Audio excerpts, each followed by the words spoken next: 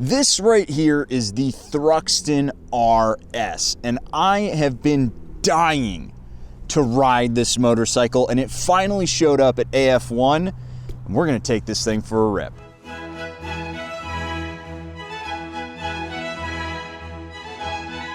Heritage, emotion, character, beard wax, flannel. All these things are synonymous with the Triumph Bonneville, and that's entirely by design. The only other motorcycle company to so ardently stick to the past is Harley-Davidson, but that's a whole other video. Part of the reason the Bonnie harkens back to a simpler time when motorcycles looked like this. Wait, no, that's a 2025 Scrambler XC. When motorcycles looked like this. Wait, no, that's a 2025 Bobber. When motorcycles looked like this. Yeah, there we go. It's because this is the genuine article. A Triumph with actual carburetors instead of fake carbs covering the throttle body. That's the Triumph Speed Twin from 1937, the brainchild of Edward Turner, the same designer who had just come off the Ariel Square 4. This time, he decided to make a much less complicated motorcycle with just a parallel twin motor. Calling a bike that made 27 horsepower the Speed Twin is cute, but it was the 30s, so we'll cut him some slack. Throughout the years, it grew, like the original Bonnie in 1959 with the 650cc motor. Then it died in 1983 and died again in 1988. Yet 3 times it was resurrected by a necromancer from Portland smelling of dank bud and coffee grounds. Nowadays, the Bonneville comes in basically whatever shape you want. If you want a scrambler, there's technically 5 to choose from. If you want a cruiser, you've got 2 flavors, or maybe you just want a standard. Well, there's another 5 on offer. Triumph is absolutely shameless about printing out and selling you whatever variant of the Bonneville you want, unless it's a sport bike. Then you've only got one option, the Thruxton RS. I've been wanting to try one of these for years because it's the beefiest version of the Bonnie with 104 horsepower and 83 foot-pounds of torque, paired with 17-inch rims, Olin suspension, so long as you don't look at the front forks, and beefy Brembo brakes. It's as kitted out as the Bonneville gets, and this one even comes with the $1,200 Cafe Racer bubble fairing to complete the look. Oh, but if you're interested, get one of these while you can because they're officially ending the Thruxton, so hop on that. But is it worth $17,000? Let's hit the road and find out right after a few words from today's sponsor, Quadlock. Thanks, me. We're gonna get through this nice and fast because it's cold outside and I'm freezing my testiculars off down here. Quadlock is the best phone mount for your motorcycle, not just because they make a sturdy mount that fits on any bike. I've got one on every single one of the motorcycles in this garage, but because they have a suite of really awesome accessories that go with it. Whether it's the vibration dampener, whether it's the wireless charging head, or any of their other accessories or mounts online, you can get your phone to fit on any motorcycle, including the Thruxton that we're looking at today, even though it doesn't have a handlebar. They've even got the mag wallet, so I don't lose my cards because I'm very forgetful. Click that link down in the description below and check out everything that Quadlock has to offer. Now let's get out on the road. Alrighty folks, you're gonna have to forgive me for some weird camera angles today. There is literally nowhere on this motorcycle to mount cameras on the handlebar. I had to get real ingenious and bust out some of my actual ground gear, the stuff that I use when I'm sitting still, to get my handlebar camera on there. So it might be a little bit extra vibrational today, and you're gonna be getting some nice juicy ass cam. Yeah. I gotta say, we're gonna talk about it more on the highway section, which is going to be very brief because riding this on the highway sucks ass. This motorcycle anywhere but on a twisty road is horrible. Oh my God, it's so bad. But then the second you get the motorcycle on the side of the tire, all of those ergonomic woes immediately evaporate. It's so nice side to side because of those Olin suspension. The seating position is super sporty. And once you start riding it in that sporty manner, the way the bike wants to be ridden, it's so nice. I wouldn't have thought that a Bonneville could feel this nice. Most of the Bonnevilles that I ride are kind of, street standard, not sport bikes. And so I wouldn't have thought that this frame could handle particularly well, and yet it does. One of the things that makes this bike so nice is the motor. The motor is just phenomenal. Triumph has always been one of the best throttle feels in the industry. Even with stock fueling being kind of meh from the factory lately, I don't know what Triumph does, but all of their throttles feel very nice from the factory. They feel really smooth, really responsive, and here is no different. From like 4,000 to 6,000 RPM, this bike pulls really nicely. Yeah, right there. Whew. That's just, it's got so much torque. Honestly, it reminds me a lot of my 210R. That big V-twin that's in there feels very similar to this parallel twin. And not to mention that this parallel twin just sounds glorious. It sounds so good. But, you know, as we're getting into the slightly more twisty stuff here, this is where it lives, man. This is exactly what I wanted to feel out of this bike. It's just this nice, easy-going, flowing kind of riding experience. It's so smooth. And this motor gives you way more punch than it has any right to. I'm super, super impressed with the way Triumph set this parallel twin up. You know, there are some really, really properly sporty ones out there, like KTM's 890 motor is savage. That thing is wild. Kind of hard to ride sometimes. Yamaha's parallel twin is nice. It's really torquey and punchy. But this thing, it feels like a V-twin. It really does. This is the only parallel twin where I've gotten on it and I've been like, okay, I really do feel like I'm sitting on a sporty V-twin. I feel like I'm sitting on a Ducati. I feel like I'm sitting on my Aprilia. I can't sing the praises of this motor enough. It feels so good. However, one thing that does not feel good, and it's kind of a question mark for me, are these front brakes, man. The front brakes are just, they're unpredictable to me. Like, sometimes I grab them and they feel really nice, and other times I grab it and I'm like, are we gonna stop? And it's odd because this is a Brembo master cylinder. These are Brembo, I believe these are Stylema calipers. They're certainly monoblocks. We're on steel lines. What the hell? I actually end up riding this motorcycle using the engine braking and the rear brake more than the front brake, you know, which kind of sucks because I like using the front brake to set that front tire up for a turn, but I don't know, I've never gotten the hang of what this front brake wants. And again, it's such a question mark because the components on this are phenomenal. My 210 doesn't have components this nice, and yet my 210's front brake feel is infinitely better. I don't get it.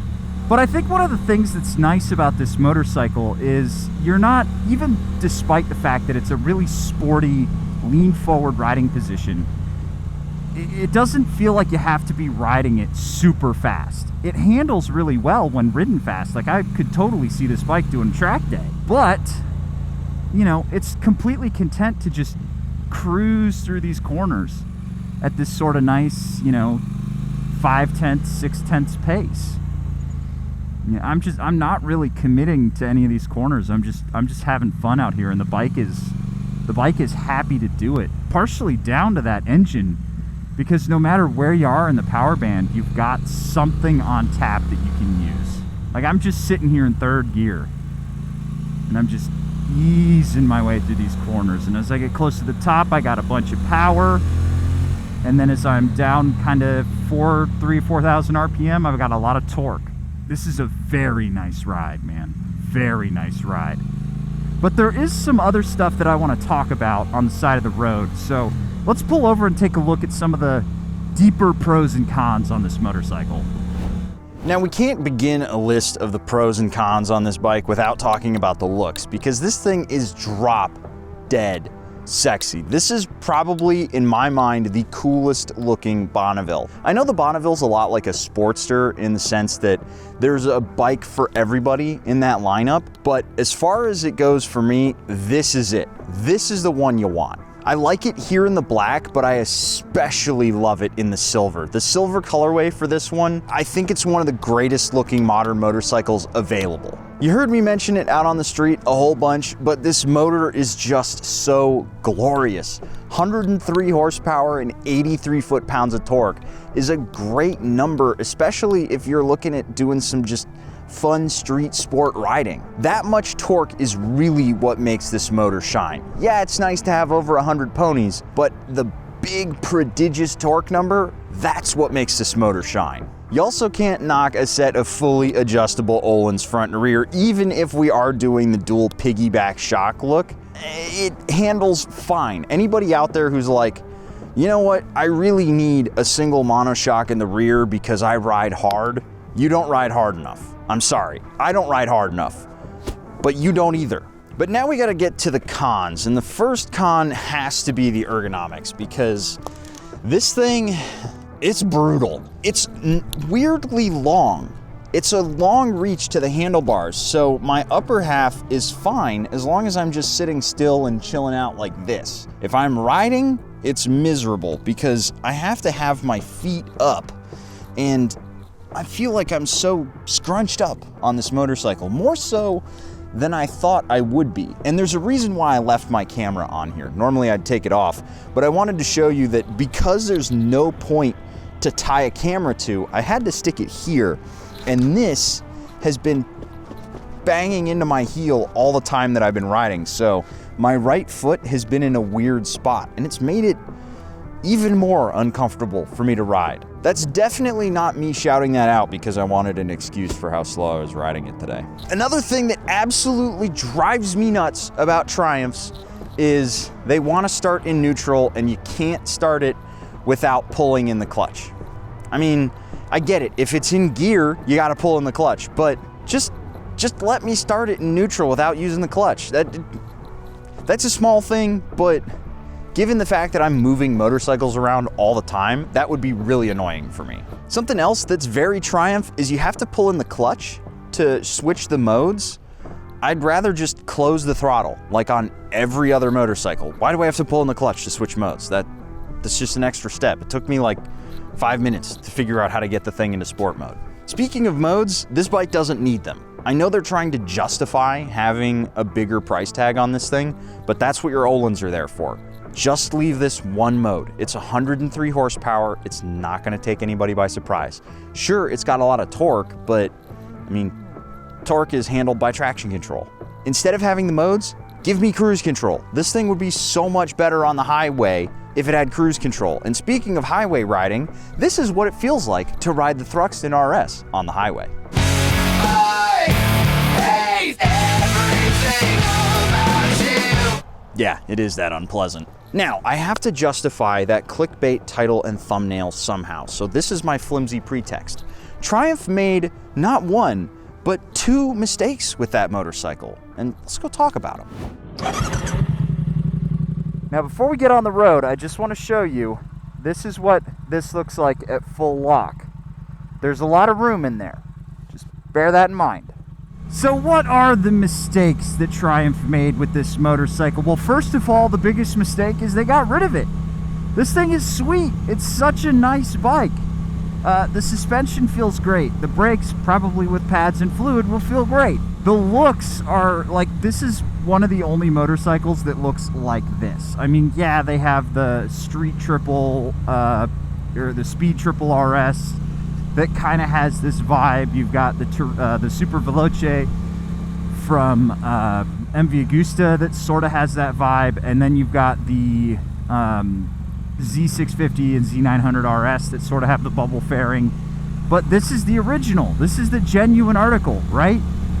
Because there's so much that's similar between this thing and the OG Cafe Racer bubble fairing Bonnevilles from back in the day. This thing is so true to the original that it's the genuine article.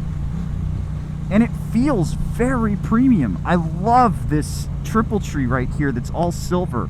The silver and the brushed silver that's lining all of the gauges. I mean, this bike feels so premium. This is hands down one of the nicest Triumphs I've ever ridden. Full stop. It's just that good. And then, like we said in the Twisties, when you get it on the side of the tire, it just feels so nice. But it's worth pointing out that this is an expensive motorcycle.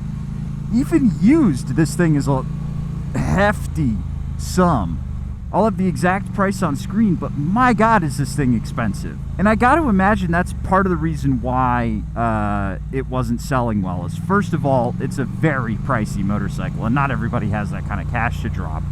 But secondly, I think this thing makes a decent first impression, but if you ride it for any longer than 30 seconds without being on, you know, the side of the tire, it sucks. I think that they were almost too true to the genuine articles from back in the 60s and the 70s, because they didn't need to be this aggressive with it. That goes back to my point earlier where I showed you how much room is in this bubble fairing. By putting a set of probably 1-inch risers is about all you'd need to really make this motorcycle a lot more comfortable. I think you'd solve so many of my ergonomic woes with this thing. Part of my problem is that my wrists are just dying riding this bike. Because the clip-ons, and I've had this problem with a lot of super sporty motorcycles that have, you know, clip-ons below your knees.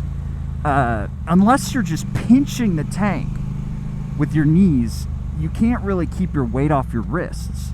Problem is, this tank is so narrow between the knees that it's quite difficult to grab it. You know, maybe if you were a smaller human, it would feel a little bit better. I mean, I am 6'2", but the reach to the bars is actually kind of long. So I think by sticking so much to that like hyper sporty position from back in the day, they sort of kneecapped this motorcycle to, you know, a broader audience. Like, it feels so good. This is one of the motorcycles one of the few motorcycles I've ridden lately where I've just been floored by how nice the motor feels and how well it works for my riding style, despite how busted these ergos feel. And again, part of the problem here that I'm experiencing is definitely because I can't get my right foot on the peg. Because I got a camera there. But I can tell you that's not going to solve my issues with this bike. That's not going to fix it. But a 1-inch rise in the bars, bet you that'd do it. And I really do think it's a shame that this thing is gone, because even though I am not the biggest fan of this style, like these bubble fairings, I don't hate it, but it also doesn't do anything for me. Like, I get it. It looks really cool. It looks old school. But, whatever. But this is the one that executes it the best. This is the best old school sporty looking bike that I've ridden kind of ever. And again, just the motor feels phenomenal. It feels so good. I really wish that this thing had risers on it. Again, just a little bit higher up, and I'd be so much more comfortable. But as it stands right now, this is a Couchtown couch right here, man. I love this thing. I love it, but I also hate it in the same breath. But with just a few tweaks, this would be an amazing motorcycle, because the bones are so good here. They're so good. And there's one or two things you could change to make this one of the bikes of the year, man. Like, I know it's not new, but you know how I do bikes of the year. This will probably, unless that there's some really amazing bikes that come out, this will probably be an honorable mention for bike of the year. And I know we're still in just January as I'm filming this, but I just love this bike that much. Or at least I want to love it that much. And with that being said, guys, I'll catch you in the next one. See you later.